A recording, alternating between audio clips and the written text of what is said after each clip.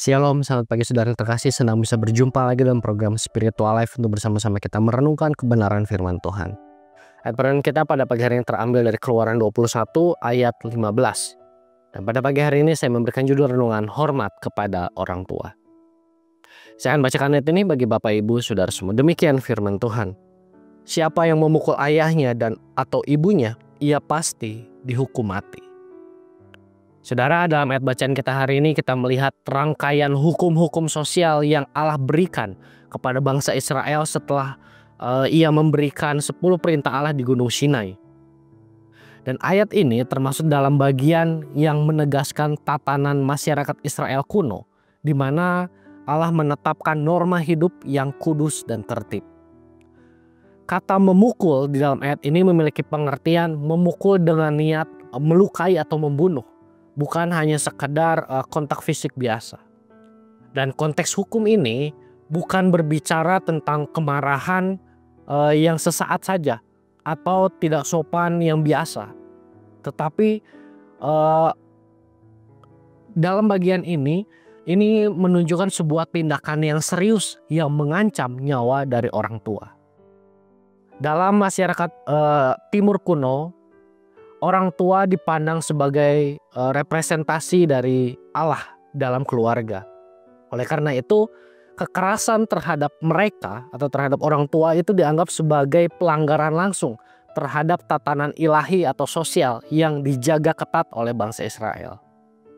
Saudara, dalam renungan ini menunjukkan betapa seriusnya Allah memandang penghormatan terhadap orang tua, bukan hanya sebagai nilai sosial, melainkan sebagai perintah moral yang berdampak hukum. Di dalam 10 perintah Allah, penghormatan kepada orang tua itu ditempatkan sebagai jembatan antara kewajiban manusia terhadap Allah dan juga terhadap sesama. Dalam masyarakat Israel kuno, keluarga adalah unit dasar kehidupan sosial, ekonomi, keagamaan, dan otoritas orang tua mencerminkan struktur kepemimpinan masyarakat secara keseluruhan. Dan dalam konteks itu, sikap pemberontakan atau kekerasan terhadap orang tua itu mengancam stabilitas komunitas dan dianggap sebagai bentuk pemberontakan terhadap Allah sendiri. Oleh karena itu, ancaman hukuman mati bukan sekadar penegakan disiplin, tetapi peringatan keras tentang pentingnya menjaga tatanan ilahi dalam relasi keluarga. Saudara, mulai renungan hari ini, ayat ini mengajak kita untuk merenungkan kembali pentingnya menghormati orang tua sebagai bagian dari hidup kudus di hadapan Allah. Sekalipun kita tidak lagi berada di bawah hukum Musa secara langsung, tapi prinsip moralnya tetap berlaku. Dalam zaman modern ini, penghormatan kepada orang tua itu sudah tergerus oleh budaya individual dan ketidakhadiran spiritual di dalam keluarga. Namun orang percaya dipanggil untuk menghidupi nilai-nilai Kristiani dalam keluarga. Dan dengan menjadikan rumah tangga sebagai tempat pembentukan karakter dan iman.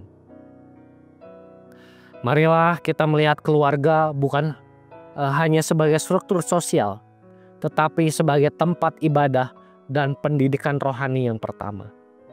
Sebagai murid Kristus, marilah kita meneladani kasih dan penundukan diri Allah dalam relasi keluarga kita.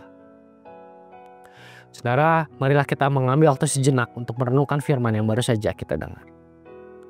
Saudara, apakah kita sudah sungguh-sungguh menghormati orang tua dengan hati yang taat kepada Allah? Marilah kita menghormati orang tua dengan hati yang taat kepada Allah.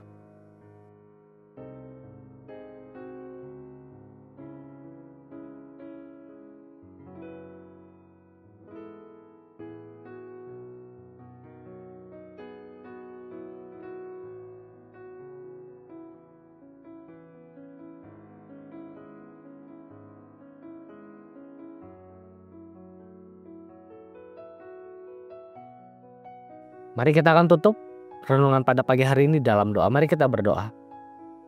Tuhan, kami bersyukur buat kasih setia Tuhan pada hari ini kepada setiap kami. Melalui ayat bacaan kami hari ini, kami kembali diingatkan untuk kami menghormati orang tua kami, Tuhan. Biarlah apa yang kami dapatkan melalui renungan pada pagi hari ini sungguh-sungguh dapat kami praktekkan dengan kami menghormati orang tua kami dalam segala kelemahan dan kekurangan mereka. Kami diajarkan untuk tetap tunduk kepada mereka, untuk tetap menghormati mereka.